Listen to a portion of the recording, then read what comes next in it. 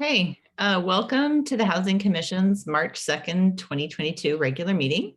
This is a teleconference meeting with the Housing Commission members, city staff, and members of the public participating remotely to ensure proper social distancing in this federal, state, and local emergency.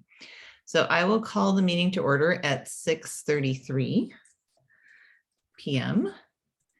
And I would like to start by doing something I haven't done in a while. I want to acknowledge that we're on Ramaytush Ohlone land. And so we're making housing and use of land decisions. And I just think it's nice to keep that in mind. And now I would like to introduce staff and Housing Commission members present. Myself, Karen Grove, Chair. Lauren Bigelow is not feeling well, so she's not here. Heather Leach, Nevada Merriman, John Pimentel, and I imagine Commissioner Nguyen will join us soon. Staff is Acting Housing Manager Mike Noche and Acting Principal Planner Tom Smith, who is off, well, they're both off camera at the moment. But Mike Noche, could you please provide instructions to the Housing Commission and members of the public on how the meeting will proceed? Yes, thank you, Chair Grove. And welcome to everyone to the March 2nd meeting of the Housing Commission. At this time, we ask that all members of the Housing Commission please remain on screen for the duration of the meeting. You will control your webcams and microphones. Staff will engage cameras and microphones to make presentations and respond to members of the Housing Commission. For members of the public who are in attendance and wish to provide public comment after the chair calls for public comment on the item you wish to speak on, please engage the raised hand feature or via telephone, press *9 to raise your hand to speak. I will then have the ability to open your microphone and you will be able to address the Housing Commission. And that concludes my instructions, and I will return the meeting to the chair. Thank you. Okay, so under public comment, the public may address the Housing Commission on any subject not listed on the agenda. Each speaker may address the Housing Commission once under public comment for a limit of 3 minutes. Please clearly state your name and address or political jurisdiction in which you live. The Housing Commission cannot act on items not listed on the agenda, and therefore the Housing Commission cannot respond to non-agenda issues brought up under public comment other than to provide general information. Mike, do we have any public comment? And just as a reminder for members of the public who are in attendance, please use the raised hand feature at the bottom of your screen to provide public comment to the Housing Commission. And I'll just give it another moment. This is a last call for general public comment for items not on the Housing Commission agenda this evening. Please use the raised hand feature and I will be able to open your microphone and you can provide your public comment. And I do not see any hands raised, so I will return the meeting to the chair. Thank you. Okay. Oh no, dog. That's a Zoom thing, pandemic thing. So under regular business, the Housing Commission receives informational presentations in addition to considering policy matters and administrative actions. Are there any clarifying questions from the Housing Commission on item D1, which is, oh, I'm so sorry, to approve the minutes from the Housing Commission regular meeting on November 3rd, 2021, and the Housing Commission's special meeting on November 17th? Mike, that's not right. I would say we are approving the minutes from the February 2nd. February 2nd my apologies. Housing Commission meeting. Yeah, mindlessly reading the notes. Not quite. Anyway, so are there any clarifying questions on the minutes from our last meeting, which took place in February?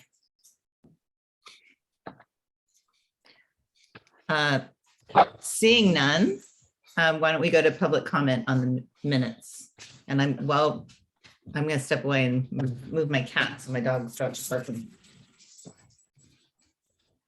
All right, and I'll go ahead and make a call for public comment. For members of the public who are in attendance and wish to provide public comment, please engage the raised hand feature. I will then have the ability to open your microphone and you can provide your public comment to the Housing Commission. And this is for item D1 approve minutes for the Housing Commission regular meeting on February 2nd, 2022.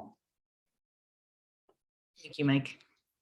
And I do not see any hands raised. And before I return the meeting to the chair, I'll apologize for the error in the chair notes this evening. And I apologize for the barking dog. So, so no public comments. The item is open for Housing Commission discussion, if any. Seeing no hands and hearing no voices, do I have a motion and a second for the motion to approve the minutes? I move to approve the minutes. Okay, Heather, and do I have a second? So moved. All right, Nevada seconds. Mike, do you want to do a roll call vote? Yes, thank you. Roll call vote. Commissioner Bigelow is absent. Commissioner Leach. Yes. Thank you. Commissioner Merriman. Yes. Commissioner Nguyen is absent at the moment. Commissioner Pimentel. Yes.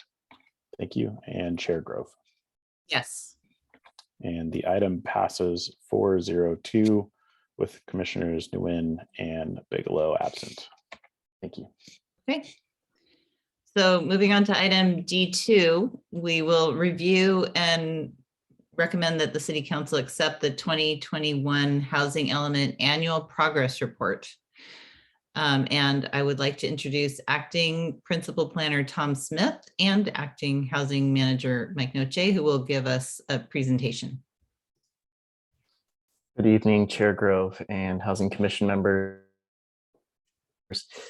I will begin the presentation and then turn it over to Mike shortly after I walk you through some of the information about housing production in 2021.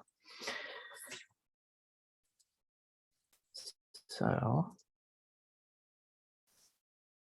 all right, there we go. So this is the Housing Element Annual Progress Report for the previous calendar year, 2021. And we'll give you a little bit of background about Housing Element Annual Progress Reports, a summary of last year's housing production, and then some milestones that we achieved in the past year. Hey, Tom. Yes. I think on display settings, if you do the drop down, it should switch to the non-notes version. Does on our end. Do you see without notes here? Yeah, no, there we go. Now it's full screen. Got it. Okay, I had them reversed. Thanks, Thank you. All right. So a little bit of background. Since 1969, the state of California has required all local governments to adequately plan to meet housing needs of everyone in the community. And we check our progress through annual progress reports, which we call APRs. And those are due to the state on April 1st every year. And they document our housing production and our housing related activities for the past calendar year. So we are currently in what we call the 5th cycle housing element, and that runs from 2015 through 2023. So we're reaching the end stages of this cycle. But the housing element provides a blueprint for meeting our housing needs as a city. And we have our housing needs through a regional housing needs allocation, which we call RHNA. And that comes from the California Department of Housing and Community Development, which comes up with a number for each region of California. And then at the regional level, the Association of Bay Area Governments divides up the regional number of units to be split out by jurisdiction. And so for the 5th cycle, again, from 2015 to 2023, our RHNA was 655 dwelling units. So the APR, our annual progress report, tracks the life cycle of an application, and that's from the point that a project receives entitlements through building permit, and then once it gains occupancy and people are actually living in the units. So that's all tracked through the APR. And for 2021, the city produced 96 net new dwelling units, and that's based on the building permits issued. So I just said that it tracks the entire life cycle, but that 96 number is really the important number for the state, and that is the number of building permits that were issued. That is sort of the key metric that we track. The majority of those units came about through the what I think may be known as the 1300 Willow Road project from Mid-Penn. That resulted in 58 net new very low income units, and so that really increased our production in that area for this cycle. We also had 36 accessory dwelling units, which is a record number. And because of our production this past year and all the previous years in the cycle, the city of Menlo Park is one of only 29 jurisdictions in California that is not subject to SB 335 streamlining. And so because we meet our housing production targets at the low income and very low income and above moderate income ranges, we are not subject to streamlining, which means projects continue to go through planning commission or city council reviews as necessary, and we can sort of conduct the design review process that we would normally have as part of our code. So as I mentioned, our ADU production has been increasing, accessory dwelling units, and in 2020 we permitted 13, and this year we permitted 36. So that's a 177% increase year over year. And I believe the staff report says 44%. So I would note that as a correction. It's actually 177% increase, but the numbers in the staff report are correct.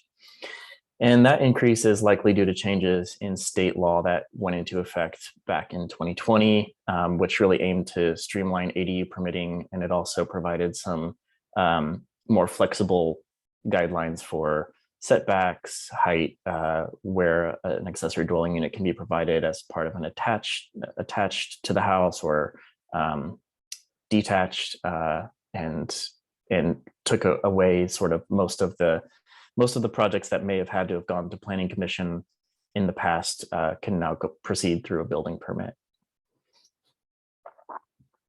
So we did review this information with the Planning Commission at their meeting this past Monday, February 28th, and they recommended that the City Council approve the APR. But one thing that they requested was that staff look back at the ADU production from last year and indicate the council districts that the ADUs were allocated or were built in or permitted in. So we went back and provided that breakdown to Planning Commission, and we're including it here for your reference. So in District 1 being Bellhaven, Bayfront area, we had 4, District 2, 13, District 3, which is sort of the central downtown area, 0, District 4, 5, and then District 5, which is all the way in the Sharon Heights area, had 14. So that's where the 36 units were permitted last year. This chart gives you an idea of our overall progress in meeting RHNA from 2015 through last year, 2021. So you can see in the far left column in bold, these are the units that were assigned to us through the state and through ABAG. And you can see in the far right column that this is our total remaining regional housing needs. And so last year was a very good year, as I mentioned, for very low income unit production, the second highest total there. A decent number for low income production. For moderate income production, it was the highest year that we had during the cycle so far. And then our above moderate production was one of the lowest amounts that we have had. But as you can see, we've well exceeded. We had 150 was our RHNA of above moderate units, and we've produced 1,182 to date. So we're well above the total that we need there. In terms of remaining needs for the remainder of this housing cycle, for very low income, it's 16 units, low income, 38 units, moderate income, 121 units. And so the total of these 3 categories is 175 units remaining. And there's a more of a breakdown of that in the APR tables themselves. So beyond just the building permits that were issued last year, we also wanted to give you an idea of the potential future housing production. 890 new units were entitled in 2021, which is a 3,600% increase from 2020. And these units could count towards future APRs once the building permits are granted for those. And so there were three large projects of over 100 dwelling units. And just looking at those numbers, we could potentially see 14 very low income units, 46 low income units, 73 moderate income units, and 748 above moderate income units produced. And that's just from these three projects. So it would get us very close to actually meeting our RHNA for the fifth cycle, in addition to other projects that may get approved. And there are also 2,300 units that are still under review for potential entitlements. So if those projects are approved and constructed, that could produce an additional 390 BMR units for the city. I'll turn it over to Mike now to walk through a few of the milestones from last year. Thank you, Tom. So the milestones will probably be a little redundant for Housing Commission, because I know we just talked about achievements at our last meeting in February. But for the public listening in, this will definitely be a beneficial review as well. So the housing element APR does track a number of areas in Table D. And some of the milestones that staff reported on and wanted to highlight for you this evening is the notice of funding availability that was released in December of 2020, with applications due in January of 2021. The city received 3 proposals, all from nonprofit housing organizations. The first proposal, as you all know, we moved on really quickly from HIP Housing, which was for the acquisition of 6 and 8 Coleman Place. That was approved by City Council in February of 2021. So definitely moved very quickly on this for the sale to be completed in March of 2021. So that did not go to the Housing Commission for review due to that deadline of needing to have that sale move forward for HIP Housing, and luckily enough, they were able to make the deal happen with support from the city, which was in the amount of $5.5 million. So that converted, and some of the units could be considered naturally affordable. But that being said, as units turn over, they will all become low income units, and I would say probably half of the units thus far have turned over to low income units. I think there's a few folks who may have remained in one of the 2 buildings. But that being said, the 14 low income units definitely helps the city and is included in the annual progress report. $1.2 million was approved for a home ownership preservation program that'll take place in the Bellhaven neighborhood of Menlo Park. That is in partnership with Habitat for Humanity Greater SF, and that'll repair and rehabilitate low-income homeowners that income qualify for the program. The approval came from City Council in May of 2021, May of 2021, and the programming, we're working very closely with Habitat for Humanity to get the program up and running in 2022. We're expecting this spring, hopefully. Is the plan. So we're working through the scope right now, and we'll be moving that along as quickly as possible. The pending item, the third proposal we received was the $3.6 million proposal from Mid-Penn Housing for proposed construction of a 12 low-income ownership units at 335 Pierce Road, which is a great proposal, and the 12 low-income units. As you all know, the low income ownership units aren't a income bracket that we always see ownership opportunities. So we're working very closely with Mid-Penn to bring an initial funding back to City Council this spring. Hopefully, we were shooting for March, but hopefully in the very near future, either March or April, that will be going back to City Council. And we did hold a study session in November of 2021, which allowed basically to get the feedback from City Council of the use of funds for community land trusts, which is part of the proposal, and Council unanimously gave us not necessarily an approval because it was a study session, but we're all in agreement that that was an okay use of funds. So we're seeking their feedback on that back in November. So hoping to go back to City Council in the near future on that item. And we are working on that as well.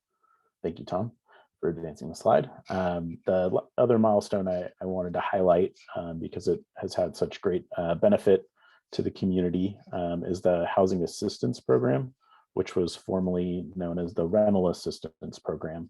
The reason for that name change was that we expanded the use of funding for both rental and mortgage assistance. So it's up to $5,000 per household. They have to income qualify, of course, and it assists folks who have been had emergencies come up or as a result to the pandemic, job loss or cut wages, whatever it might be. There's information on our website at menlopark.org / I believe it's housing assistance. And I'll need to confirm that, but I can circle back on that. That being said, Council did approve $250,000 of American Rescue Plan funds in October of 2021. And that's an addition to the original $100,000 that was allotted to the rental assistance program. So when that $250,000 was approved in October, that is when we updated the name of the program as well. And that information is on the website. That being said, to date, I was hoping to get an update because the numbers are about a month or two old, but so I think we've now assisted a few more households, but just around 32 households that have been assisted by this funding. So definitely doing some good in the community. And I'll turn it back over to Tom for to close us out. I'm not sure if I think we have another slide. Or was that it, Tom? Just one more. All right. Thanks, Mike. Thank you. All right. So definitely the focus of this evening is on the 2021 annual progress report, and that's part of the 5th cycle housing element. But we wanted to give you just a little bit of a glimpse ahead. So we are, I think, as all of you are aware, working on the 6th cycle housing element update, which covers the planning period from 2023 to 2031. And so our arena for that cycle, including a 30% buffer, is 3,830 dwelling units, of which 1,490 will be affordable units. And as I mentioned, preparation is underway. It's quite a large undertaking. So we are currently working on an EIR, an environmental impact report that will study up to 4,000 dwelling units. And we have a draft housing element that will be released this spring. And then the draft EIR will be released in the summer of this year. And we also have safety and environmental justice elements of the general plan under development. And the deadline for submittal of the housing element to the California Department of Housing and Community Development is January 31st of 2023. So that is our big project for this calendar year. If you or anyone who's watching the meeting would like project timelines and information, I would certainly advise you to keep in tune with the city's website, menlopark.org/housing element. We post all of our upcoming meetings and our information and recaps of past events out there. So it's a great resource for those who are interested in the upcoming housing element cycle. And with that, I will turn it back to you, Chair Grove. Thank you. Oh, thank you. Thank you for the presentation. So at this point, I would like to ask if there are any clarifying questions from the commission, and after that, we'll go to public comment.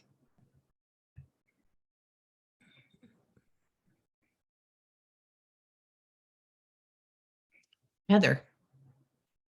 I am curious about the, there was one element of the presentation that talked about how we have exceeded our allocation and are doing very well. And on the other hand, according to the previous fifth cycle housing element, we're behind. So I guess I'm asking for clarification on that. This is probably an obvious question, but. Yeah, so I'm sorry. That makes sense? Yes. Yes. Yeah. So we are meeting our targets for low income and very low income housing production, as well as above moderate income production. And those are the targets that the state looks at in terms of whether or not we would be subject to streamlining, which means all discretionary review would be given up and it would be ministerial process. And so we are meeting those targets, and our overall production is high. We're one of the, as I mentioned, only one of 29 jurisdictions in the state that are meeting those numbers. Does that help answer? Guess I'm wondering maybe I need to take this offline. I'm wondering like the discrepancy between that and what I'm seeing about the fifth cycle housing element, the numbers that are saying that we're below our allotment for low income, moderate income, very low income. So I think maybe you're referencing the chart that I showed. Let me see if I can go back. Yeah. One thing that might help is that the SB 35 test is prorated. So we are on track to reaching our targets at the end of the cycle. Right. For the low income, but we're not there yet. So I don't know if that Oh, I see. Okay. clarifies it for you. Okay. Right. So we have another year. Right. Okay. It goes through 2023. So yes, we have a little bit of time to hit these numbers here. Okay, great. Thank you for asking, Heather. Did that clarify? Yes, Yeah. that definitely does. Thank you. Any other questions?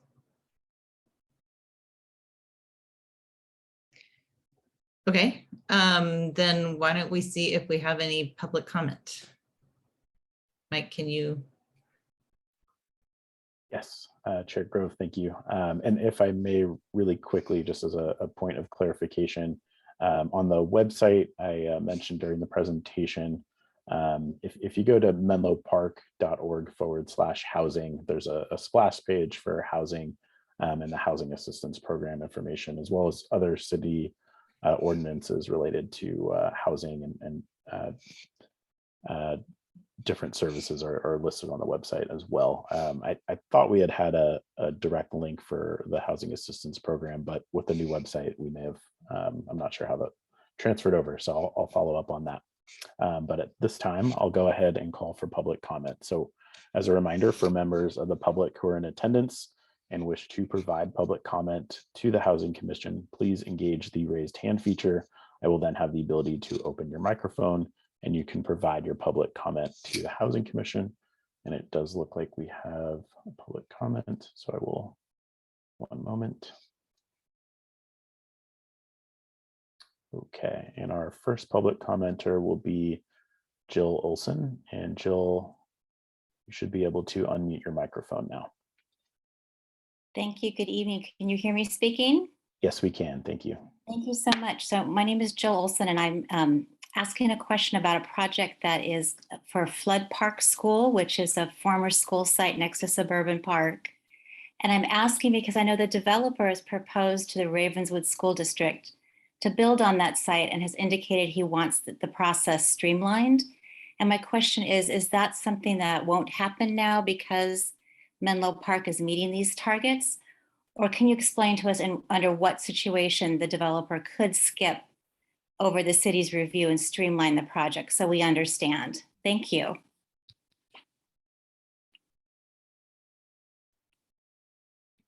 And thank you, Jill, for your public comment.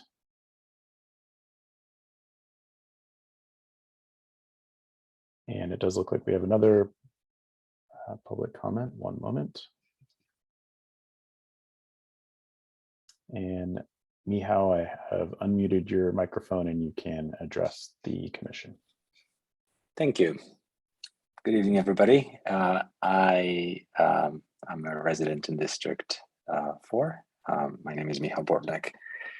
Thank you for the presentation. It's spending so much time on the new housing element. It's helpful to see this report. I am very curious, and it's one of my questions of what we see in this progress report that is informing what we're going to do for the next cycle, given how much higher the targets are.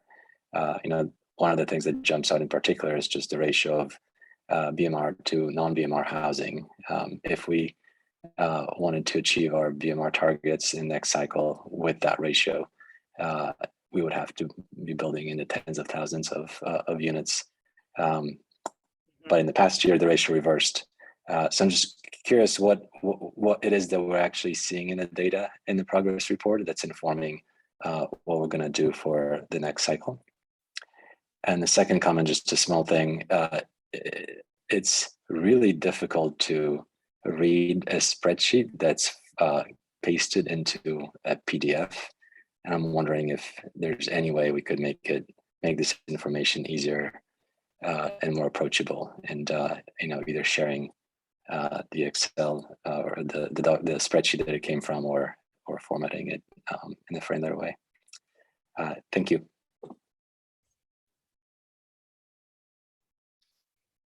Thank you, Mihao, for your public comment. Oh, excuse me. One moment.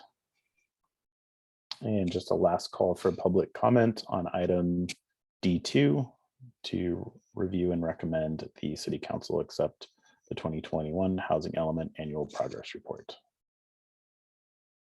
And I do not see any additional hands raised.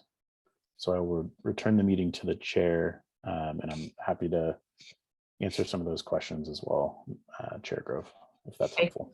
Yeah. So why don't you answer the first question? Because I don't really know how to answer that one. And then I think the second one, if you answer as much as you feel you can answer, and then the rest might stimulate discussion.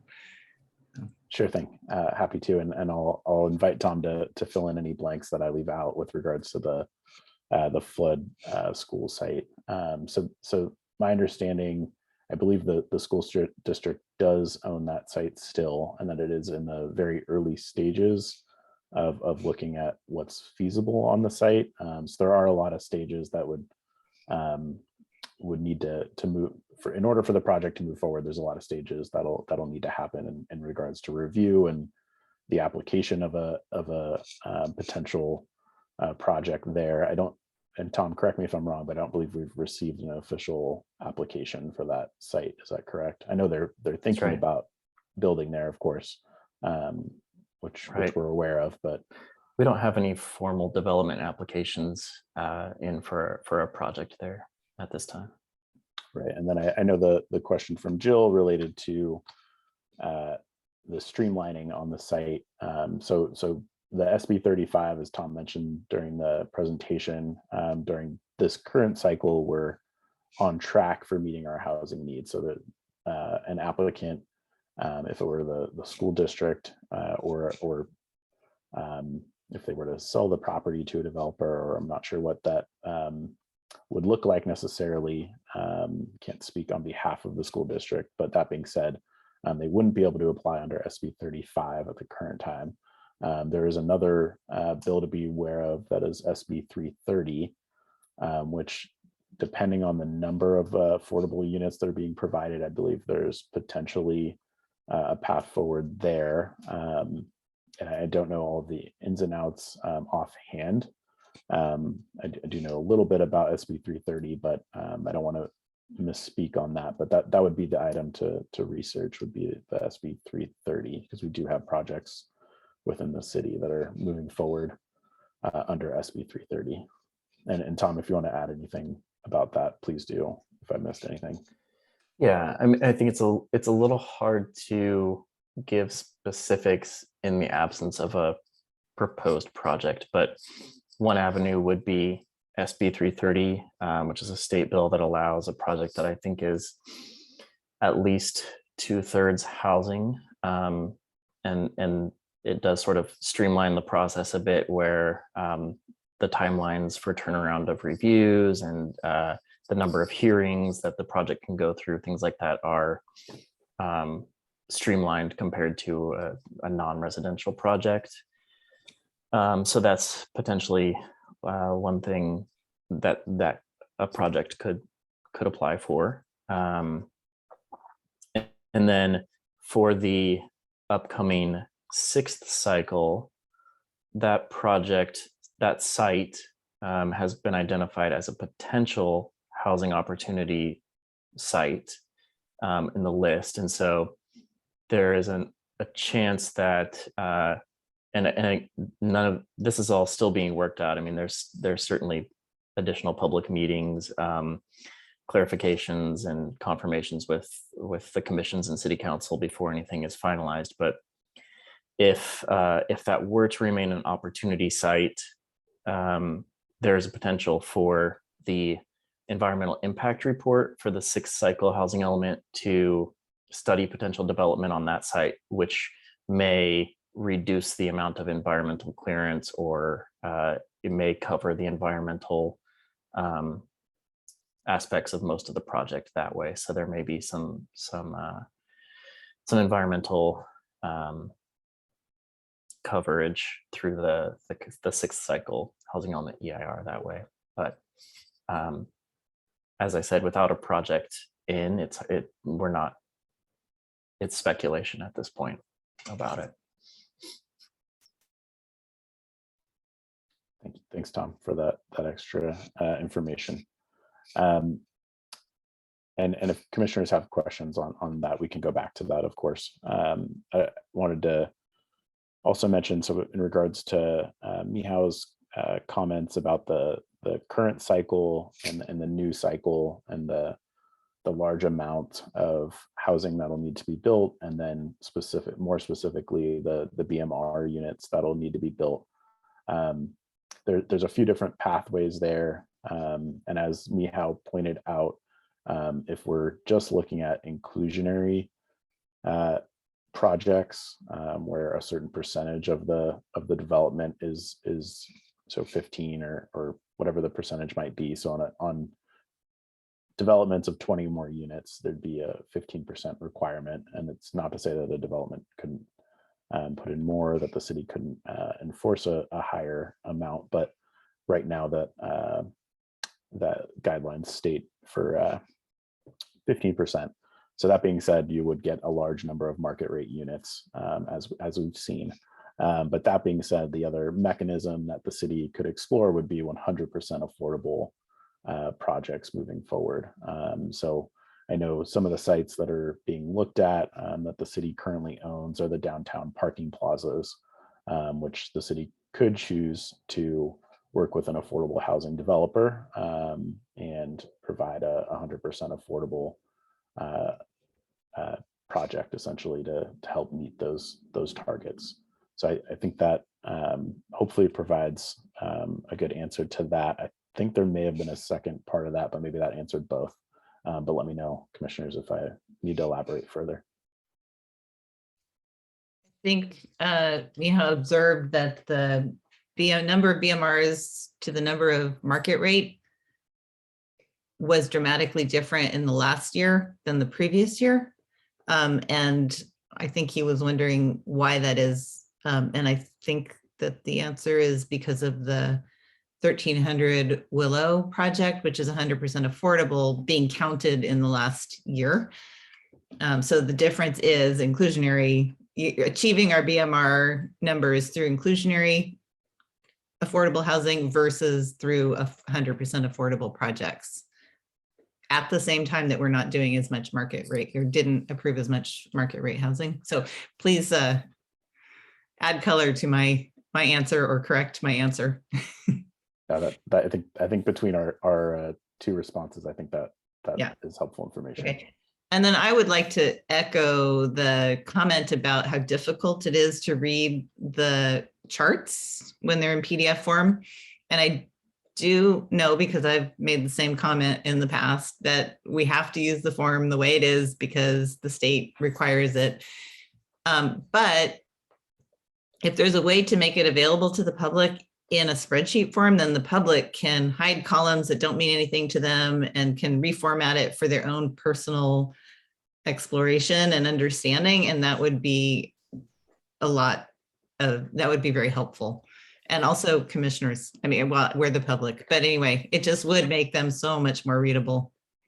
I think that's a very fair point. I would say that this particular form that we received from the state is pretty much completely locked down, except for entering in the numbers. That you can't move around rows, you can't hide columns.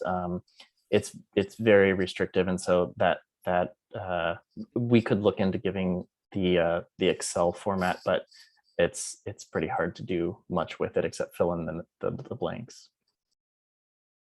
Yeah, and I'll just add to that when it comes to we have to essentially attach a PDF form to the agenda, essentially, at least the way that our current agenda systems work and whatnot. So we don't have many options, to Tom's point, on that. But I do agree that if we can post, especially once it's approved, some type of Excel version, I think that would be really helpful.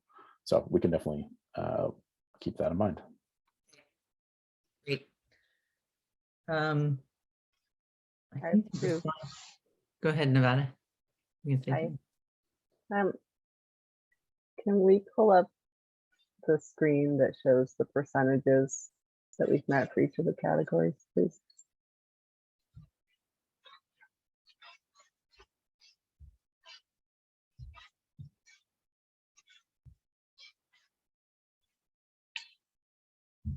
My commissioners have heard me say this before, but they would be remiss if I didn't say it now, that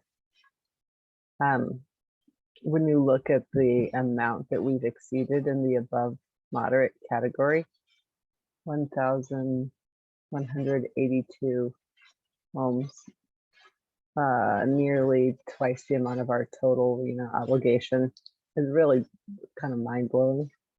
I look at these for up and down the peninsula through my employer, and I don't know any city where this number, where exceeded and above moderate, is higher. I think the staff report had the percentage above listed, 788%, and that's just it's anomalous. It's large beyond what you see in other places, and so I focus us on the number each time, because I think it makes it that much more important that we focus on the other categories, given that the above moderate category largely takes care of itself in this town. It would be helpful when we see this next year, as I expect that we will, at exactly this time period every March. If there could be some information about what are the area median income bands, and who does that track to in our city?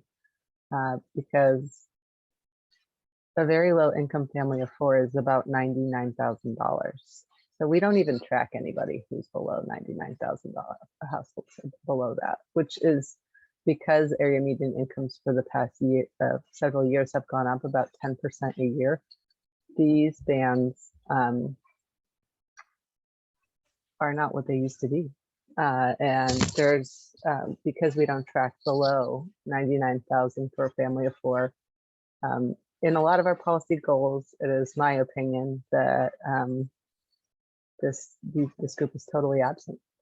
We can look at very low and think that we're doing great there, but at the end of the day, there's a whole bunch of folks that are not captured by our policies because the incomes are so high here. And in my opinion, there is, especially in places like this, there's need to look at the bands because they each capture so much with a little bit more nuance.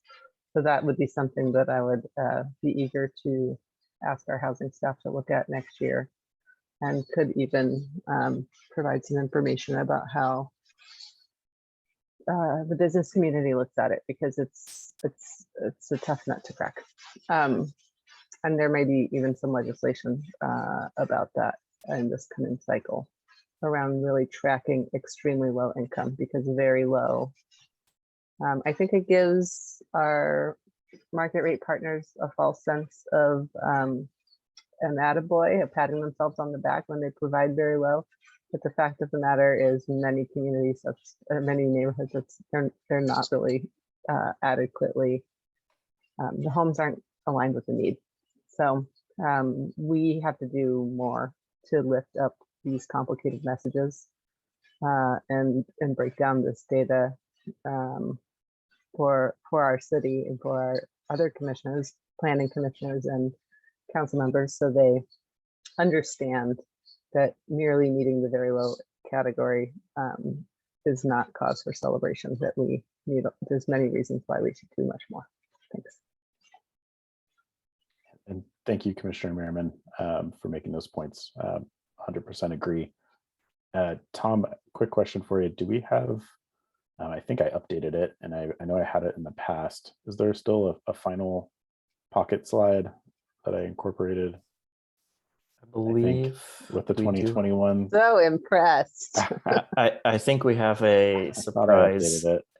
Yeah, I think we have a surprise after thank you. Oh, here it is. There we There go. it is. Yeah. But we could incorporate that into the actual presentation next time if that's helpful, Commissioner Merriman. I think it's helpful to know that many people that are employed by the city and our school districts are not captured, are below what this even tries to approximate. So if we're looking at this as a tool to center our housing needs around those who may need it the most, because those who have very low incomes are typically rent burdened, spending more than 50%, or in some cases even more than that, of their income on rent or other housing expenses, not just rental, it could be ownership as well. I think, trying to find the messages that we want to carry forward, because where does this go next in space and time? Does it go to planning and then it goes to the council with a short synopsis? So it actually went to the Planning Commission on Monday. So Tom and I gave this same presentation on Monday to the Planning Commission, and then it will go to City Council on March 22nd. Mm-hmm. Well, we know that you will be on leave shortly, so I think that timing works well for the situation. I think ideally, it goes to Housing first and Planning Commission second, and if our chair or vice chair can sort of add some color and context to our commissions, it's just an opportunity for us to frame this and to say, okay, well, this is a procedural obligation. It looks like we're meeting that, that part is good, but the data doesn't only tell that story that we're meeting a procedural obligation. It's also telling the story of what we're not doing. In fact, Mike, when it is presented to City Council, you are very likely to be on leave. Who's going to make the presentation? And can Lauren and I perhaps have some of that time, or will we need to limit our remarks to 3 minutes? Because I'd really like to make this point clear. It became clear to me some months ago in the last year, and it's just such a systemic failure that we as a city have to recognize, and then it doesn't mean it's easy to address, but we don't even see the problem as, I mean, Nevada does, and she just pointed it out, but we need to make it visible. So anyway, we can talk about it later, but I would like the opportunity to communicate that to City Council when we present these numbers. Sure. Yeah, absolutely. And thank you both for making those points. So I would say on the comments to City Council, past practice has been for if the commission wants to collectively come up with a few bullet points and then essentially elect a commissioner to make those comments. It would be during the public comment period for the item when it goes to City Council, which we can definitely discuss. The Planning Commission on Monday, their one item of feedback was to include the numbers for ADUs in each district, which is why it was added to this presentation. So that's really the only difference between what the Planning Commission saw. So that was a recommendation from the Planning Commission, which staff will be incorporating into the staff report that goes to City Council. And then as far as who will be giving that presentation, thankfully, Tom will be taking the lead while I'm on my short leave. And leading it for us in that sense. So, and we're, can definitely, I think the plan is to take any action items or recommendations from the commission from your review, which would be one incorporated, will be incorporating your actions like in previous years into the staff report that goes to City Council, and then highlighting them in the presentation, I believe as well, would be the plan for City Council. So I'd like to request that there be another slide. This one is good, but there needs to be another slide that shows what is the need in Menlo Park.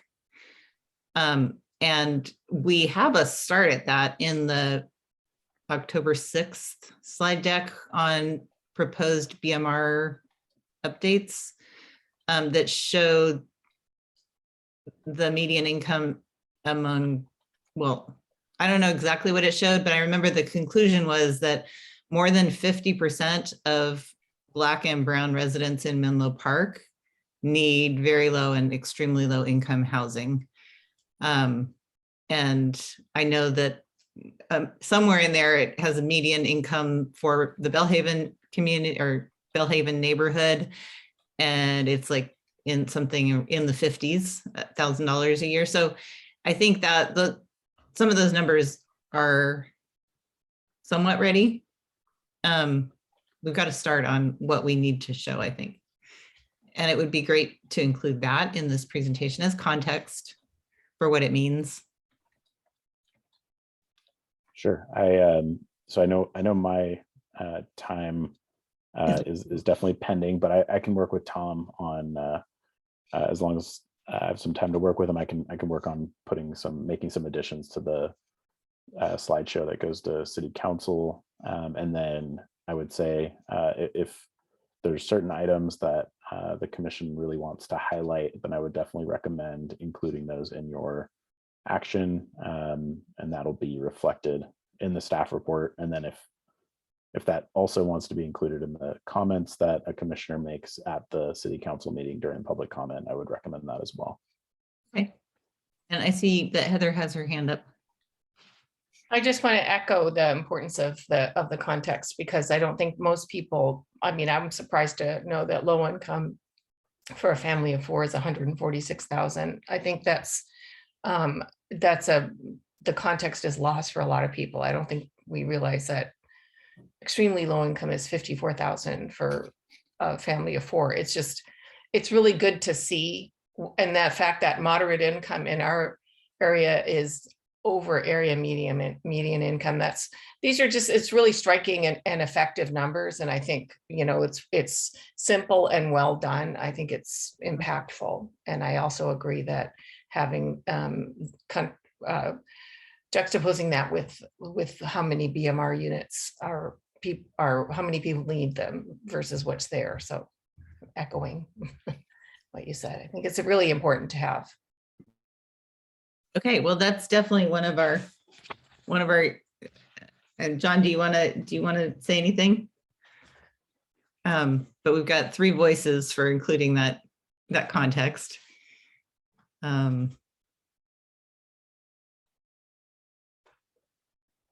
That sounds great. I agree completely.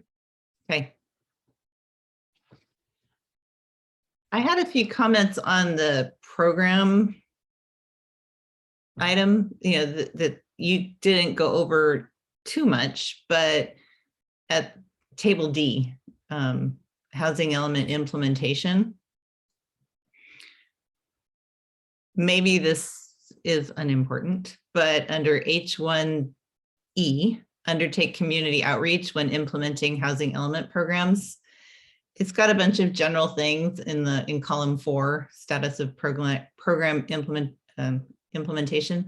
But what isn't mentioned is that when we did our BMR update recommendations, which you do highlight, we did targeted outreach to people in the community who we felt had a particular stake in these changes. And that's also represented in that October 6th slide, I think. So it may not be important, but I just noticed that was missing. No, I appreciate that addition. So I can look at making sure we add that into, and it was H1E if I'm looking at the right item, correct? Yeah, that's right. Okay. Yeah, thank you, Chair Grove. We can add that into that item. I was wondering where this is on H3.A. This is just a clarifying question for myself. Where is the emergency shelter for the homeless up to 16 beds? The item is that we should zone for an emergency shelter for the homeless, and that it's indicated that it's been completed at April 29th, 2014. So this is way old news, but I'm just wondering where that emergency shelter is. So I believe it's referring to Haven House, and is that on flood, or I know where I'm Haven blanking House on. is. Okay, yeah, I believe it may be referring to, and what item number was that, Chair Grove? That's H3.A. Thank you. I didn't hear that at the beginning. Apologies. I may have neglected it.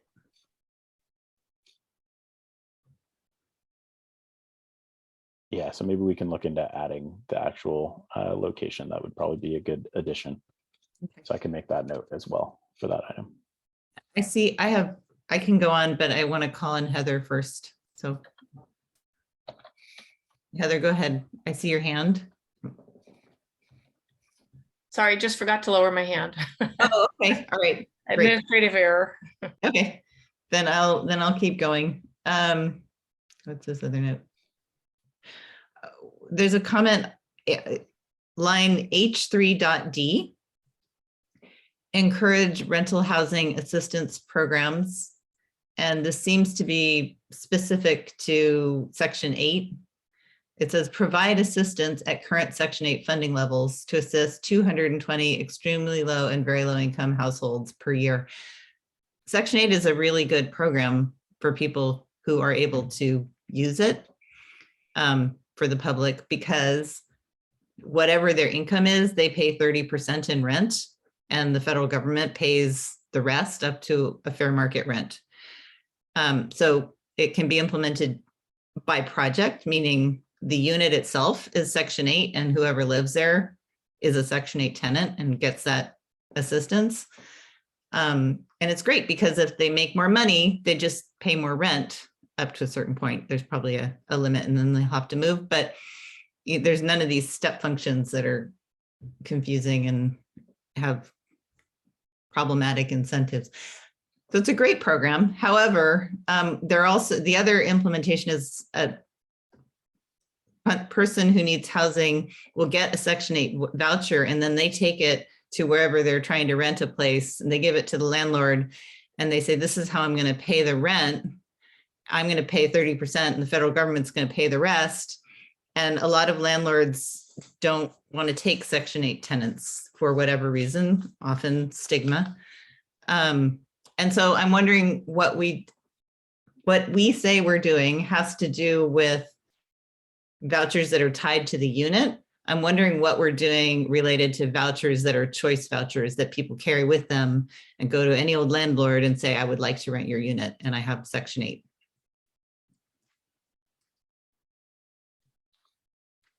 Sure. Thank you, Chair Grove, for that question. So if I'm not mistaken, and I could be, but let me double check. I believe we have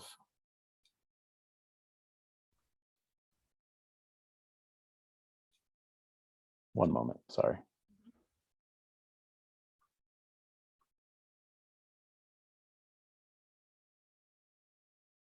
I thought the city had an ordinance that an anti-discrimination ordinance, and I'm having trouble finding it, but give me a moment. Okay. We might, the state passed one too. But we talked at some point about doing some sort of public encouragement campaign to encourage landlords to rent to Section 8 voucher holders.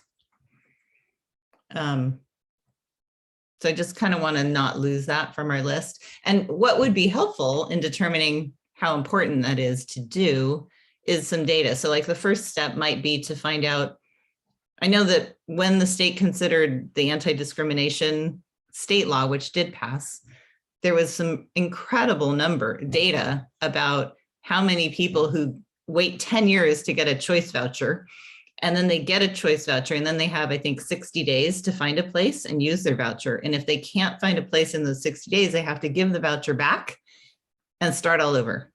So I would love to know how many people in Menlo Park have received vouchers and failed to find someone to rent to them, because that would tell us how big a problem it is.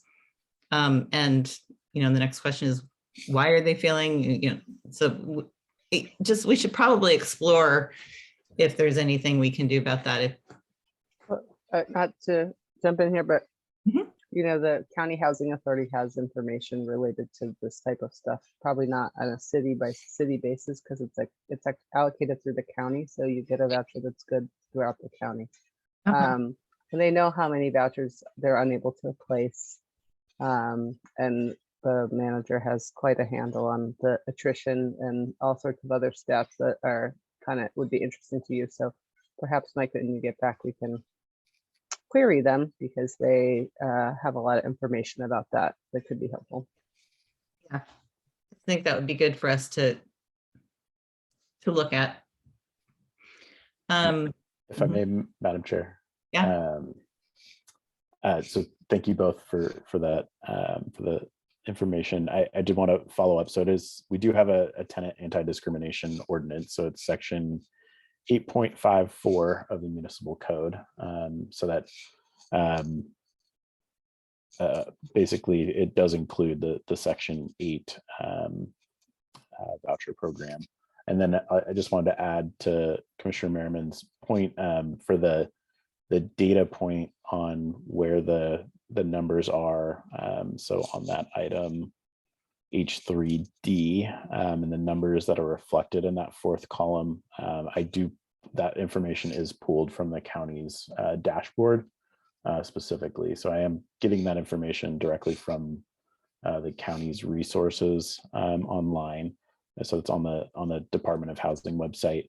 That being said, as I know there were a few points there, I do agree that, and this would fall under a lot of the items that would potentially be under the housing division's purview, would be just regarding outreach in general.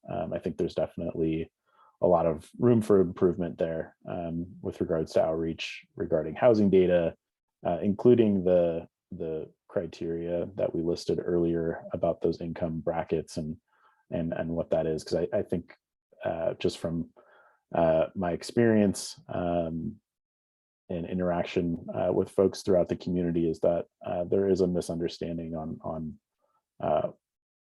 what constitutes or how someone qualifies for affordable housing and what income brackets are actually included for different types of affordable housing. So I think there is a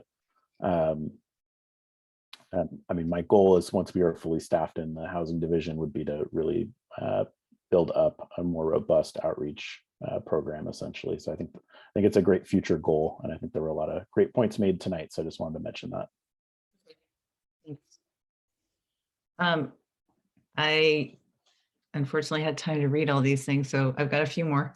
Unfortunately for everyone else, H3.F, assist in providing housing for persons living with disabilities. There's some things that we're doing there, and I just wanted to point out that we know a lot more about how to do better on this now than I think we did when we in this past cycle. Some of the things that we were participating in the county's Home for All initiative and things, but our policies on our BMR inclusionary program could be more flexible, like we have talked about and we haven't implemented yet, but allowing for partnership with nonprofit developers to develop 100% affordable housing as a way to satisfy some of our BMR requirements, or maybe requiring it of commercial development. But there are a lot of things that we've learned that we can do to better serve disabled residents.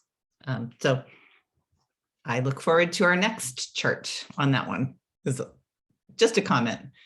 And also a thank you to Housing Choices for all their excellent input.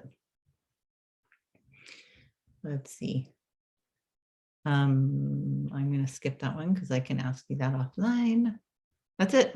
I ran out of time. Didn't get through the end. So that wasn't that bad. Those are all my comments. Anybody else? Then we should probably develop some talking points for when this does go to City Council. We definitely want to talk about the income brackets. Is there anything else that? We're overproducing at above moderate. Okay. Yeah. 788% overproduced. So that means that increased emphasis on policies that will promote at the lower levels based on kind of the huge Right. lopsidedness. Right. And so basically, this is sort of a reference to Mihal's comment. We need the ratio to be more like 2021 than 2020 going forward. And the state has set those goals for us. So, and I know some people would not say that we overproduced at above moderate, but we definitely underproduced relative to that level. I mean, it's just a technical way of describing it. So It's the ratio. relative to the exercise without the. Okay, great. So those are the two points that I think we mentioned. Well, also just a FYI that there's legislation pending that will help us start tracking extremely low income. And I think who knows if it will pass in this session or what, but it's not a problem that's just here because of our economy. It's a problem statewide. The policies need to take into account individuals who are experiencing homelessness, extremely low income people. And if you look at that band, you'll see that there's a lot of different folks that fall into that. So, thanks. Especially given the what qualifies as low income, extremely low income, and moderate. I mean, I think that's a really striking number. The number of people that can't afford to live here and what they're making. I mean, we all are very aware of the income disparity and how expensive it is to live here, but it helps to kind of make it specific. So I appreciated those numbers myself. I thought that was very eye-opening. Yeah, I think we know about income inequality and the huge gap between, high earners and low earners. But I think what I didn't know until this past year is how our policy does not take that into account at all. Our policy imagines a very linear income distribution, and it's completely a dumbbell. And so it's just a real mismatch policy to the need. So Yeah. We probably need to make that clear more than once.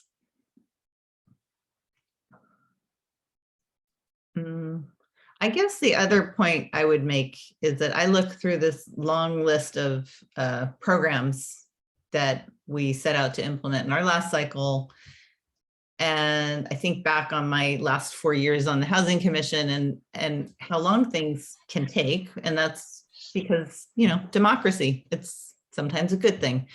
But sometimes it's because of we had a lot of staff turnover in the department in my tenure here. We got a lot done when we had a fully staffed department with Rhonda and Mike. The pace picked up considerably. So if it's okay with people, I'd like to make that point also. I think the city council is going to be doing priority setting soon, and I'd like them to prioritize fully staffing our housing department. As long as you balance it with, like, when stuff needed to rock and roll, like the HIP project, they got it, they moved it, they got it through. So I'm happy that, you know, you Yeah. Well, seemed like we were a responsive city when there was opportunity. Yeah, and then we had a fully staffed housing department when that happened. So I think things rocked and rolled when we had fully staffed. I'm confident if there was a great opportunity that the city would rally. I guess that's what I'm saying, is that Okay. I see the list of accomplishments, that there were quite a few things, and that we, you know, of course, want their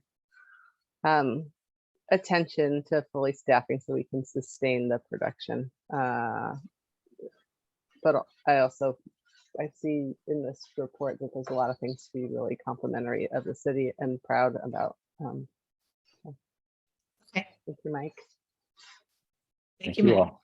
It is a pleasure to work with you all. And if I may add, if you were to potentially include something with regards to staffing, I would say I would agree that the city will, if there were other opportunity like 6 and 8 Coleman, I myself, as the party of one and the housing division right now, I would say we would move very quickly. I would say the only clarifying item I would highlight is that it then means other items have to take a back seat at times, and sometimes those are general operations. So I would just say, if as a point of clarification, if that's helpful to what maybe gets mentioned, I just wanted to mention that I would agree that we would definitely jump on things as quickly as possible. We would just have to shuffle priorities.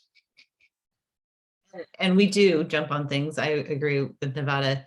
But the things that we don't do, it's like a pound of prevention or a pound of, I don't know. Yeah, a little bit of work now has a lot of benefit years in the future, or a lot of cost years in the future if it's not done. So it's all important. What else? And so should I mention that, or are we agreed as long as I keep it a little bit more positive, Nevada? Yeah, I would go with a lot more positive, but Right. I would go with a lot more positive, but that's my style. Yeah. Okay. I think we should, given the hour, I think we should Wrap up. Okay. All right. If no one else has anything to say, then I believe we should move on. We have other things, reports and announce. Is there, let's see. We have to vote. Okay, so I am looking for a motion to recommend that the City Council accept the 2021 Housing Element Annual Progress Report. Are we, just as a point of clarification, are we approving it with the inclusion of the income tables and the modifications that we suggested? Well, the report, though, is just the report that goes to. The report goes to the state, so we vote on. Okay. Yeah. This is just a procedural step, and then whatever context you want is kind of, I think, maybe outside of the motion. Is that right, Mike? It could technically be either way. I'll leave it to your preference. Okay. But yeah, both scenarios that have been outlined do essentially work for staff.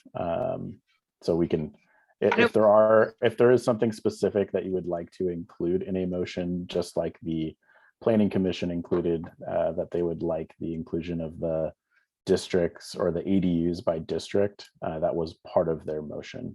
So if there is anything specific that you would like to highlight, you are absolutely welcome to do so. Heather, would you like to make a motion? Because I think it would be nice to include the things we've talked about, including the income brackets and the ratio of market rate to affordable units. Yes, I move that we approve the housing element report with the addition of the income table and the ratio of BMRs to market rate. Relative to the need. Relative to the need, right? Yeah, just the number of above market rate to below market rate. Do I have a second? I would be happy to. Okay, we have a motion and a second. Mike, would you like to call the vote? Yes, thank you. Commissioner Bigelow is absent. Commissioner Leach. Yes, aye. Thank you. Commissioner Merriman. Aye. Thank you. And Commissioner Nguyen is absent. Commissioner Pimentel. Aye. Thank you. And Chair Grove. Aye. Thank you. And the motion passes 4-0-2. And that includes the additions in the motion. All right, so we'll move on to section E. Under E1, we have ad hoc subcommittee reports, and we have no ad hoc subcommittees.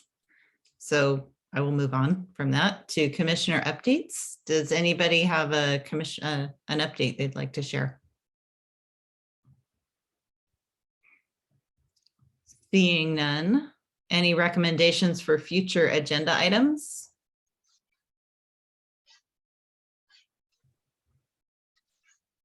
Seeing none, any staff updates or announcements? Yes, thank you. So I just have a couple quick highlights. And I also just wanted to thank Tom Smith for the assist with the presentation and providing that staff report. Thank you, Tom. So staff updates. Yesterday, I believe this was mentioned, but yesterday on March 1st, City Council approved the updates to the BMR guidelines that were related to the program preferences and just general programming edits that better align the BMR guidelines with the operations of how the program is operated essentially. So kudos to the Housing Commission as well as the BMR ad hoc subcommittee for all of the hard work that went into moving that item forward. So kudos to everyone on great work there.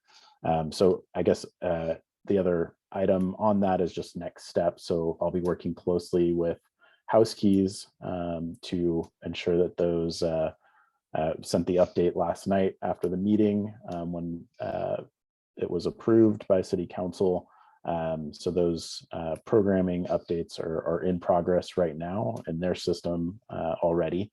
And we've purposely pushed back the drawing for Springline, which is 1300 El Camino Real, to incorporate those. So that drawing for those units, and this is on the House Keys 10.com website, and that's a Menlo Park specific website, and that is where folks should go to apply for those units. So I wanted to make sure that I highlighted that this evening. Great. And thank you, Mike, for all your work on that. Absolutely. Yeah, it was great to see that come to fruition. I know we have more work to do on the BMR guidelines, and we'll be coming back in a few months with updates on that front as well. And then last but not least, commissioners received an email from me that we may have a joint meeting with the Planning Commission on May 9th. And please send me your RSVPs, and that'll be posted like any other general public meeting when it does get set in advance. But we will, our plan, most likely, given my short leave, we most likely won't have a regular housing commission meeting in April, is most likely what it's looking like. And then we will have a meeting on May 4th, which would be our next regular meeting. And that'll be Wednesday, May 4th, and then a potential joint meeting with the Planning Commission on Monday, May 9th. So we'll have more updates on that in the future. And that concludes my announcements for this evening. Okay. And I guess I will add, just as another quick highlight, that the 1300 Willow Road project is moving forward. I know they're, I think, doing a small group private ceremony, or not private, but well, I think they were trying to keep the numbers down on that. So, but anyhow, they're doing a wall raising There will be a wall ceremony. raising, yeah, tomorrow for a few folks, and it is really exciting to see that move forward. And it should not be lost on any of us that the redevelopment of that site was made possible through a housing element update. So if we plan for it, it will happen. So great to see that coming to fruition, being it's included in this year's APR numbers. So I wanted to mention that as well. So that concludes my announcements for the evening. Thank you. Okay, with that, at 7:55, I will adjourn the meeting. Thanks, everyone. Thanks, everyone. Have a good Thanks. evening. You too. Thank you. Good night. Congratulations, Mike, Thank you. in advance. Thank you. Appreciate it. Sure. All right. Take care, everyone.